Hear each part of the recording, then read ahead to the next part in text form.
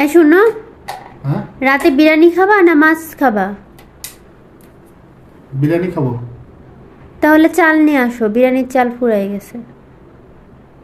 আচ্ছা, চাল নিয়ে এসছি।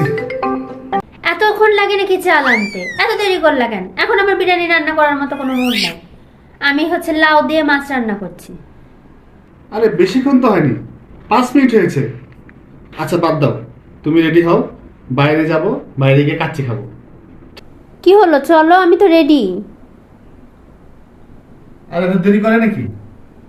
এখন আমার খাওয়ার মুড নাই, তুমি যাও, রান্না করো, যাও। তুমি না বললা লাউ খাওয়ার মতো মুড নাই, বাইরে খাবো।